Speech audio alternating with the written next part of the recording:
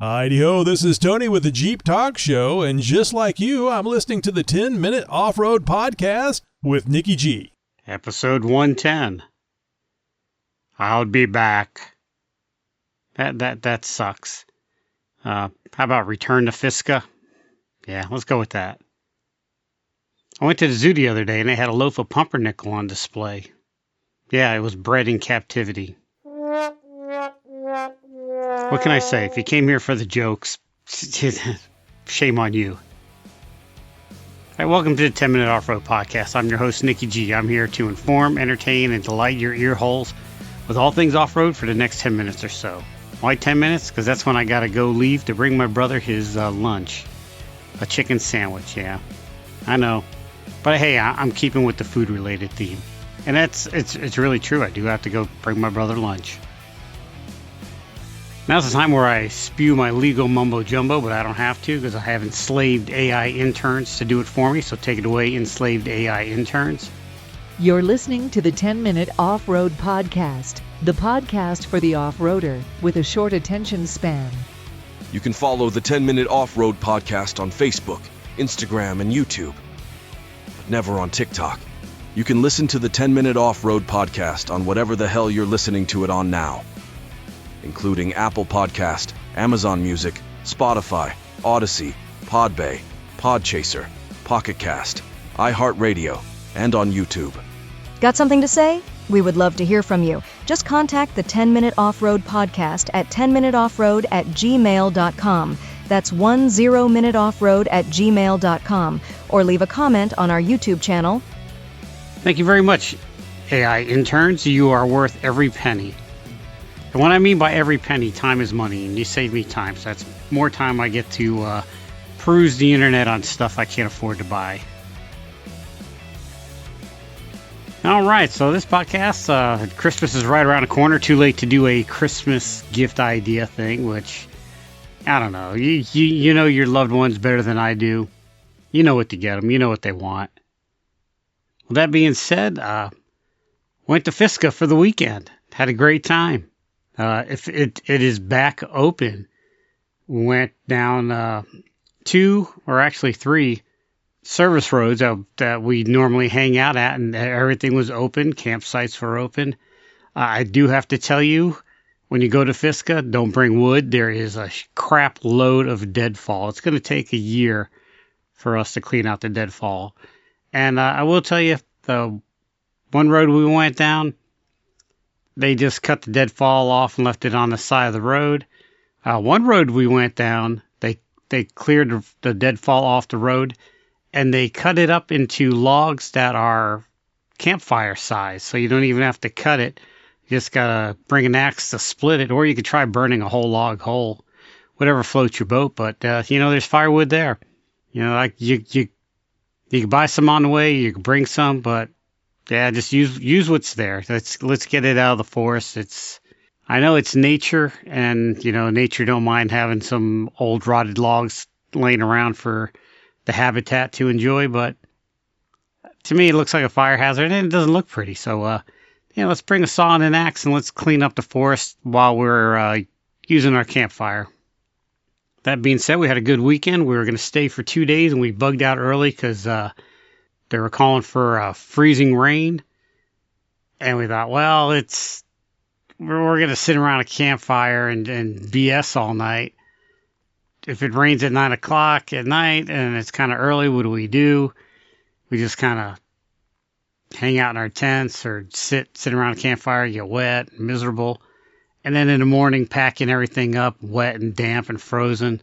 So we decided to bug out before the rain came. And I don't know what happened up in the mountains, but here in Charlotte, the rain never came. So I'm kind of pissed off at myself for doing that. I wish I would have stuck it out. It was kind of cold when we were up there. I want to say it got down into the 30s, if not a little colder. Diesel heater running. I had it pretty toasty warm in my tent. I'm not gonna lie. I'm kind of addicted to diesel heaters now. It's a game changer. Met a new friend. Met somebody on Facebook who contacted me. said he was going to be in the area wheeling on Saturday, and so I invited him to camp out with us, and he did. Nice guy. It's, I won't say funny, but it's different to meet new people and see how they camp. I always consider myself a minimalist, where I bring the least amount of stuff possible and the smallest stuff, because there's not a whole lot of room in my Cherokee. And this guy had a Toyota pickup, the Tacoma, beautiful truck, and he had the smallest, lightest stuff, and it was kind of funny to see it. He had a little teeny tiny tent. He had a sleeping bag and a self-inflating, I won't say self-inflating because I saw him pumping it up, a little pad that was about as big as his sleeping bag. And every time he moved, I could hear him squeak, the mat squeak, which tickled me a little bit. But he had a little tiny camping chair that he had to put together, and it was interesting and kind of funny to me to see it. So I'm thinking, do you have a big truck?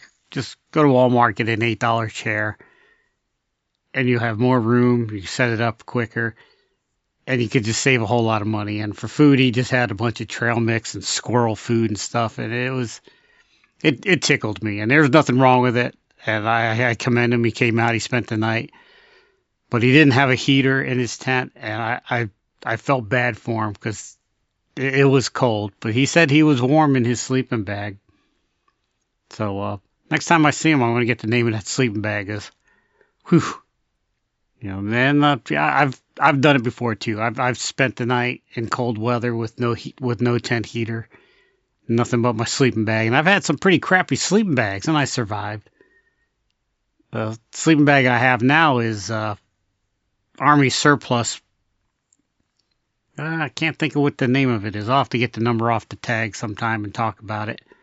But it's an awesome sleeping bag, and I ended up sleeping on top of it and used the sleeping bag liner like a blanket because the diesel heater had my tent at a nice temperature. I'd say it was in the low 70s, although the heat coming out was about 85 when I held my thermometer up to the vent hose. It was 85, and when I was down by, I put my tent on the opposite wall, or my cot on the opposite wall, and I was nice 70 degrees, and it was comfortable, and I enjoyed it. I ended up in the middle of the night having to open up a window to control the temperature, which worked out great. And I had my diesel heater running on 5, which is the halfway point between wide open throttle and low.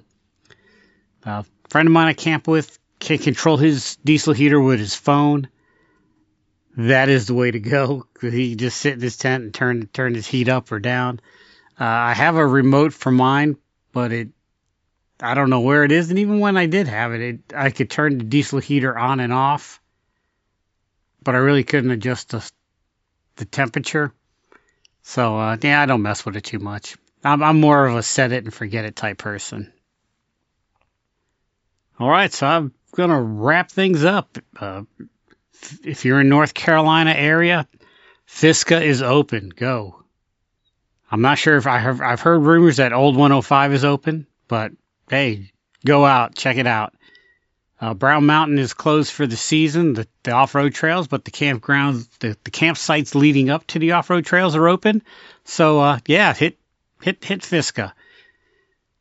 And if you can't find a campsite, or if the road you choose to go on is closed, then go on to the next road. The U.S. Forestry Service has a listing of roads. I know in Pisgah they have a lot of roads they close for the season, and there's a lot of seasonal roads. There's some roads that are only open from September to January, and then there are some roads that are closed from December to April. So take your pick, but go out and check it out. All right, until next time, this is Nikki G saying, "We what you got and be happy."